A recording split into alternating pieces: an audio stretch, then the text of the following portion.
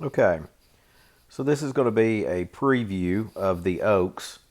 This is hole number one, par four, 343 yards. So you will see this is on, I'm using shot pattern. So we've got the option here of a tee shot. This below the tee shot here where it says 94Y, that's 94 yards. And that is the line that is going across there. So that's showing your dispersion. So if, for example, here, if you hit a 211 yard shot, I've got the center point in the middle of the fairway, your dispersion right and left, 94 yards wide. So you can see if you're pulling your driver and your dispersion is typically around 94 or 95 yards, you've got a pretty decent chance here of going into the woods on either side. So this is, to me, a pretty narrow fairway. Putting it 211 yards will give you another 120 yards to the hole.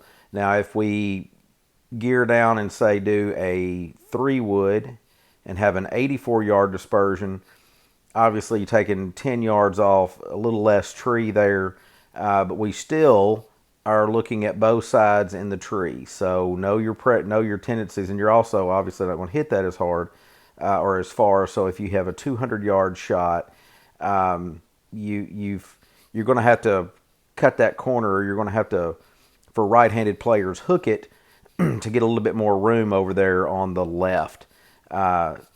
Again, this appears to be a pretty narrow course of what I've seen, but this is playing from the blues. By the way, when I set this up, it was playing from the blue tees, which is where we're playing.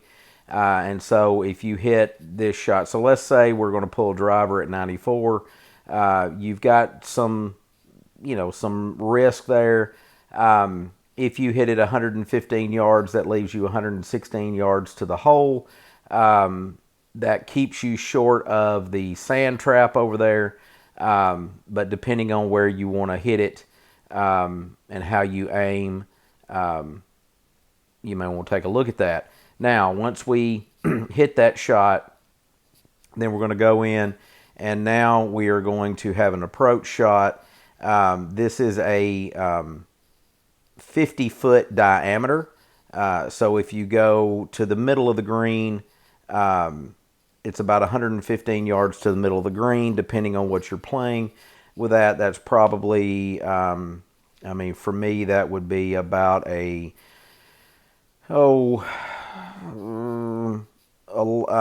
a 3/4 pitching wedge, probably going to pull my 45 degree.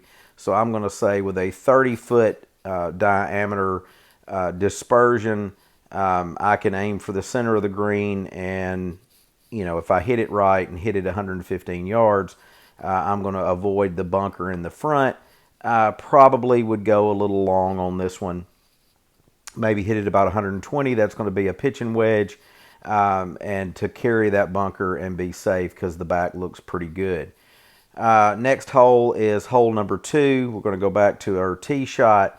Again, to carry those to the front of that bunker on the left is 193 yards. Your bunker on the right is 169 yards, 170 yards.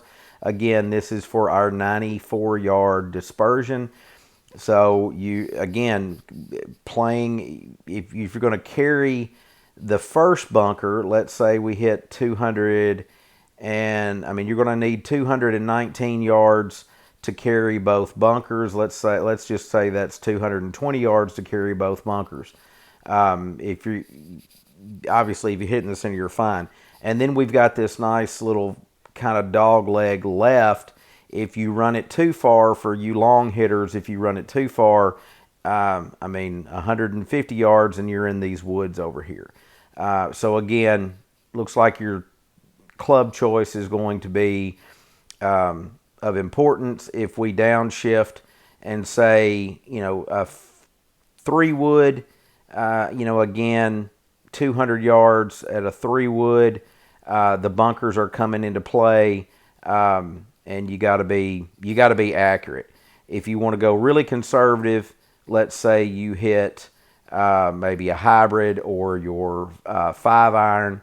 you can put it about 160, 165, 170 yards. You've got 162 yards now to the green. So let's go back. Let's say if we pull the driver and if we can get it, or better yet, probably 3-wood, put it about 200 yards. 201 yards is pretty good. And now we've got our approach shot.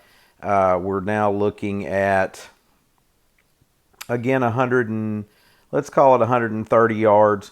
For me, that is going to be, that's in between clubs for me. That's just me, but I'm looking at between an 8 and a 9 iron. Probably going to pull the 9 iron just for a full 9 iron.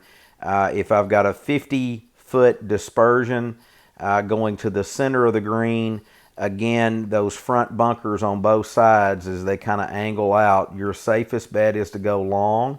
So maybe 140 yards leaves you 30 feet putt. I would say that for me is an 8 iron. I mean, that's a comfortable 8 iron.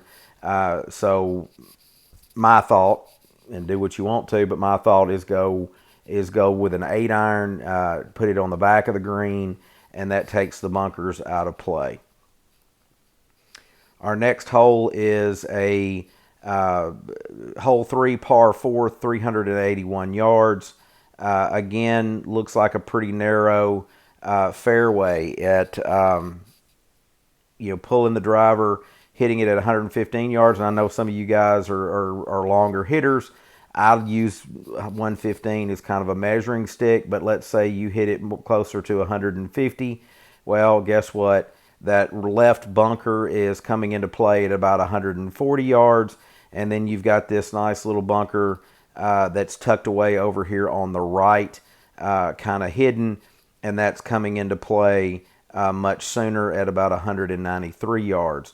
So again, you can see here with the dispersion at 115, you're barely covering the bunker on the right. You really need a good, call it 120 yards to carry the right bunker. That's going to leave you 100, if I can get my fingers to work. That's going to leave you 156 yards to the pin. So we'll drop a pin there and now go to our approach. Center of the green is going to be about 157 yards. Obviously, if you've got, again, whatever club you've got, 50-foot dispersion is pretty reasonable at that. I mean, because I'm looking at about a 6 iron. Some of you are going to go a 7 iron. But I think 50 yards is pretty safe there. Or 50 feet, I should say. So again, I'm probably going to definitely be looking to go to the left on this one. Let's say if I can get 155 yards, that's a 7 iron, right at a 7 iron for me. If we get that, I'm on the left side of the green, taking the bunker out of play, and it's fairly safe over on that side. Moving on to number 4 is a par 4, 337 yards. Again, if we're looking at a driver shot, we've got the bunker over on the left-hand side at 182 yards. Of course, it's pretty well to the left. And then we've got another small bunker up for you long hitters at 236. Now, if you get a 236 tee shot, you've only got about 100 yards into the green. So that's a good target, in my opinion. But again, putting it at our 215 number, to give you an idea, that's leaving, you've got a fair amount of dispersion there. So that's one of those, and you got a tree line. Most of these fairways start off narrow, and they stay narrow, although they do widen. It's almost like a waffle cone kind of thing, where it widens as you get closer to the hole. But, you hit it 116 yards. That's a pretty good open spot there for the driver. Again, if we were to drop down to the 3-wood, you're going to have to back that up, I would say, to 200. You're barely clearing, if you pull it a little too much left, barely clearing that bunker on the left. Probably need to be safe a good 205. to clear that. That's going to leave you 126 into the green. Again, if we move this, versus say, again, if you, let's say 135 yards, that leaves you 97 to the green. Really, it should take both bunkers out. So for you longer hitters, that's not a bad target. And if you hit it there, and then we go to our approach shot, you've got 100 yards in, 97 yards actually in. That's probably going to be a smaller dispersion. Let's do a 20-foot dispersion rate. So to the center of the green, it takes the bunker out. If you really want to be safe, aim a little left, and you've got nice area there. Or if, depending on pin placement, if the pin placement is in the back, you still got a pretty safe shot. You can hit 104 yards, and you're kind of in that, I would say this is more of a bean-shaped green. You can hit it to the back there and be well clear of the bunker, and I think you'll be okay. All right, moving on to hole number 5. Number 5 is a par 3, so we're just going to go straight to the approach here. Par 3, 161 yards. As you can see, we do have the bunker there. I guess those were people or whatever's going on that. There's 5 of them. Maybe it's sheep. I don't know. But again, at 50 feet dispersion diameter in the center of the green, the bunker definitely comes into play. And this does seem to be tucked behind this tree line. Now, I mean, obviously shadows are playing some part in this, but from where the tee box is, it looks like you're going to have to go at an angle, quite frankly, for this par 3. And let's see. Well, right there, well, barely. So right there is showing fairway, and that's a par 3, so they're not going to give you much fairway. But you're going to have to, really the way this thing is shaped, you're going to have to run it up the left side, left tree line. And let's say you do that, you hit the green. We can get onto the green at roughly 146 yards, leaving you about 47 feet to the center of the green. So again, pin placement is going to be crucial here. If it's in the back left, bogey's a damn good score on that. So if we drop this down to a 30-foot diameter, you can hit the green. Maybe you hit, this would be a 7-iron for me. Hit a good 7-iron, you can be on the green, 2-putt par, get out of Dodge. Moving on to hole number 6. Hole number 6 is a par 5. First par 5 that we've come up to. Again, pulling driver. You can see the dispersion is it's pretty tight. I mean, this is, considering that's a 216 yards, leaving you 295 yards to the green. You've got a lot of area that's going to be in trees. Now, again, for you longer hitters, let's say you can, if you get it at 250, if I can bump it just a little bit, right there, 250, leaving you, 260 yards to the green. Again, the right-hand bunker is clearly in play. We also have the left-hand bunker over, kind of hiding there in the trees. And you still have dispersion on the right, crossing over the cart path, on the left going into those trees. Have no idea how easy it is to get out of those trees, or if it's just, really thick forest. So, again, if we're at about, well, let's just put us at that 235 mark. 236 is good. And we drop our pin. Now our second shot, as you can see, going for the green is going to be tough just because of the angle. So if we were to back this off, let's say we're really dropping down now, we're probably going to be playing an iron at 176. Good angle into the pin would actually be targeting, I think, this bunker If you can come up short of the bunker and say hit that 200, roughly 200 yards, 195 yards, let's actually bump up our dispersion a little bit. Probably that one. You're probably okay. Again, we've got what appears to be cart path over there on the right coming up. If you can get it there, and then it's going to leave you about 87 yards to the hole. We drop another pin, and now let's look at our approach shot. Our 50-foot radius is definitely putting that to the center of the green. The bunker's definitely coming into play, but it's 87 yards. Probably not going to have that kind of dispersion. At 87 yards, I would say, you're probably looking at more of a 15-foot dispersion. You can hit the center of the green. In fact, you could pretty much hit anywhere on the green depending on pin placement at that dispersion. Let's say the pin is in the back. We're hitting about 98. Let's bump that up to 20. You still should be fine. So that's par 5. So I would think that second shot's going to be critical on the par 5, number 6. Number 7, we're our second par 3. We're looking at the approach here, and this is 172 yards. Obviously, you've got two things going here. You've got water, and you've got the front bunker.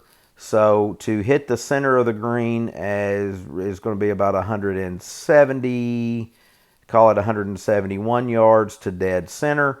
I've got this on 50-foot radius. So, clearly the bunker's coming into play at 171 yards.